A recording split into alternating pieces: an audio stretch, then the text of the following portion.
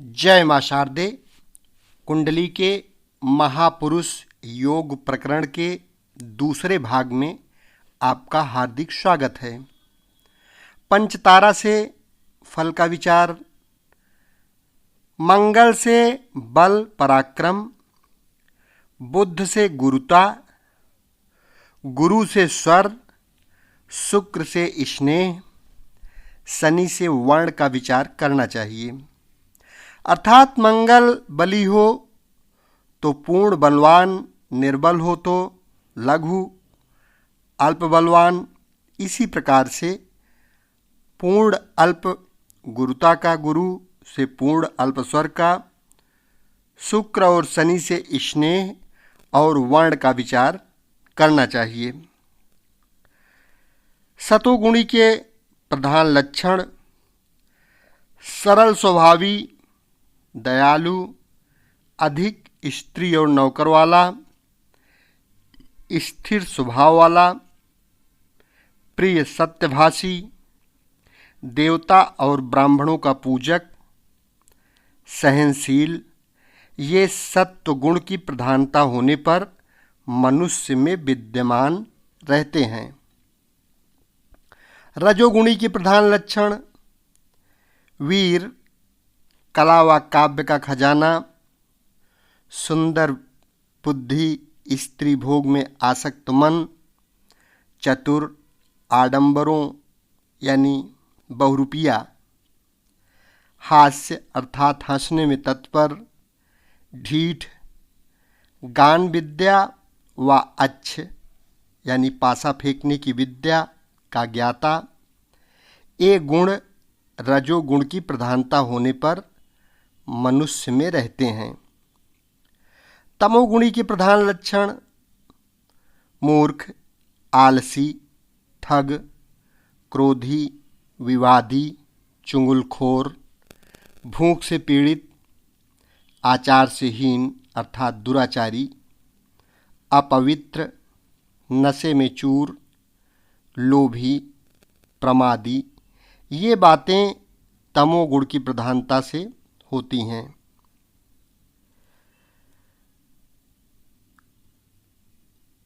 तत्व विचार: जिसकी कुंडली में गुरु बली हो तो वह आकाश स्वभाव, शुक्र बली हो तो जल तत्व की अधिकता अर्थात जल स्वभाव, शनि बली हो तो वायु स्वभाव, मंगल बली हो तो अग्नि स्वभाव, बुध बली हो तो पृथ्वी स्वभाव, गुरु शुक्र से छाया स्वरूप, शनि से वायु, मंगल से पित्त, बुध से कफ स्वरूप होता है।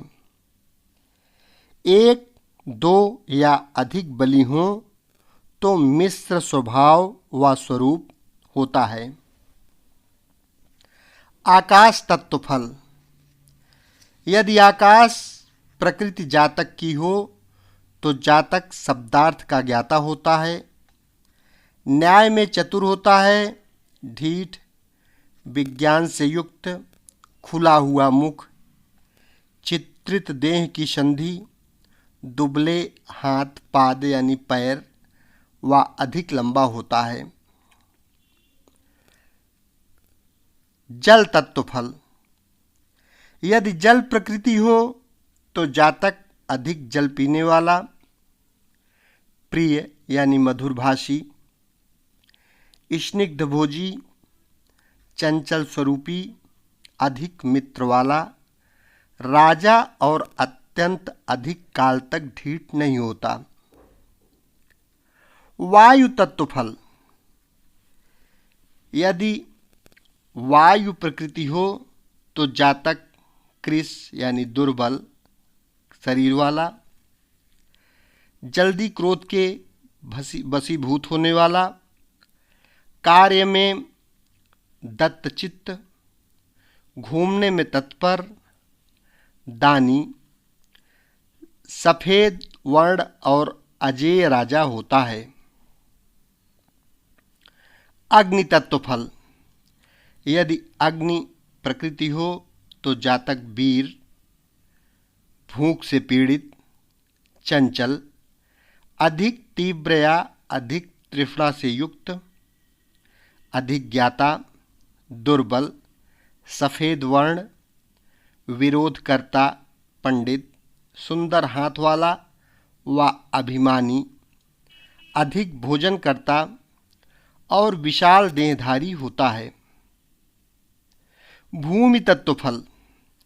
यदि भूमि प्रकृति हो तो जातक कपूर एवं जाति व कमल के पुष्प के समान गंध वाला, भोगी, स्थिर सुखी, सिंह व मेघ के समान शब्द वाला, स्थिर चित्तवृत्ति वाला व बली होता है। आकाश छाया फल। जिसके आकाश तत्व का उदय होता है वह जातक स्फटिक, मणि व कमल के समान निर्मल कांति वाला होता है। जैसे खजाने वाले पुरुषों को सर्व सुख की प्राप्ति होती है, उसी प्रकार जातक को धर्म, अर्थ, काम की प्राप्ति होती है। जल छाया फल।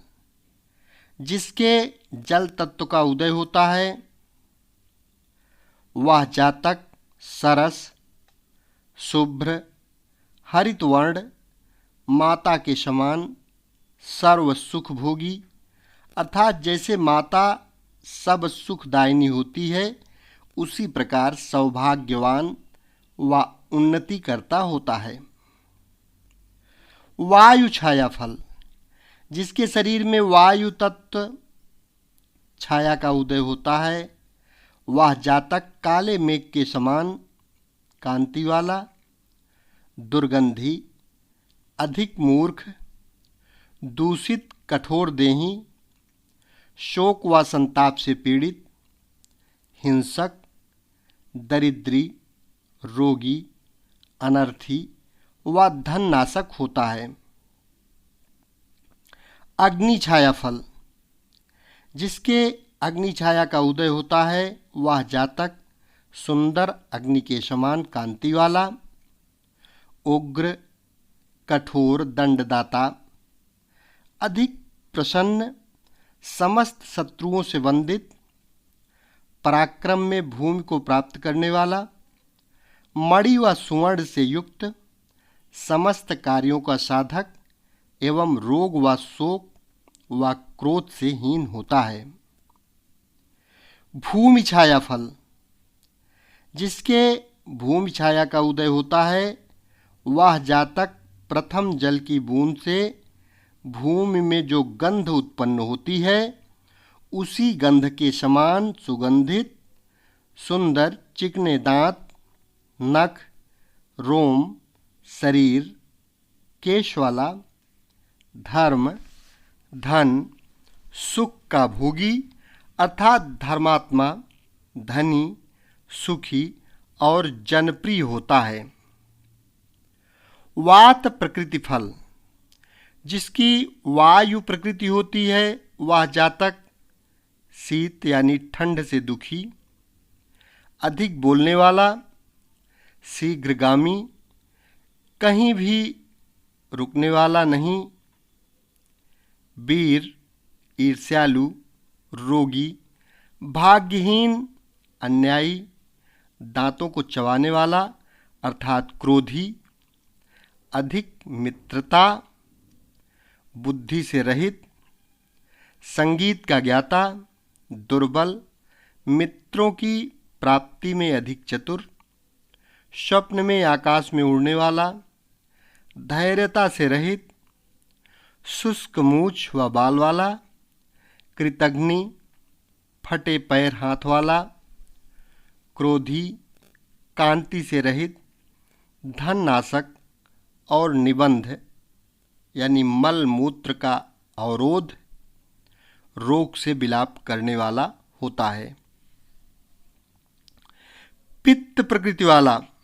जिसकी पित्त प्रकृति होती है वह जातक दुर्गंधी, थोड़ा संतापी, विशाल बुद्धि, जल्दी प्रसन्न होने वाला, मोटा, लाल नख व आँख, पैर और हाथ वाला, वृद्ध के तुल्य आकार वाला, जलन वाला, बुद्धिमान, संग्राम में निर्भीक, शीत प्रिय, दूसरों को पकड़कर बोलने वाला, अधिकों से डरकर शरण में नहीं जाने वाला, नम्रता से युक्त मनुष्यों का प्रेमी होता है तथा स्वप्न में सुवर्ण, सूर्य, दीपक, दावाग्नि, पलाश पुष्प, मणि, कनैल पुष्प, लाल कमल, नपुंसक, खून के समूह व बिजली के समूहों को देखता है।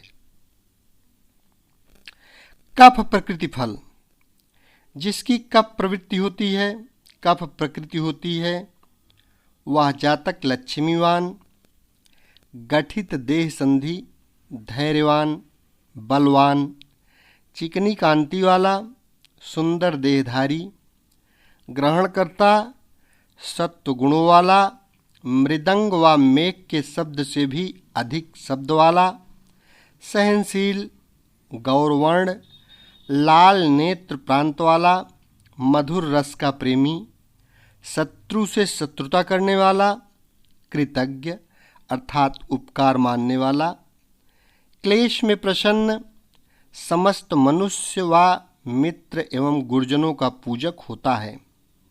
वह सोता हुआ स्वप्न में समुद्र, नदी, तालाब, मोती का समुदाय, हंस, सफ़ेद कमल, शंख, नक्षत्र, कुंद, पुष्प, चंद्रमा और तुषारपात अर्थात पाला पतन को देखता है। राजयोग में विशेष कथन की चर्चा हम इसके अगले भाग में करेंगे।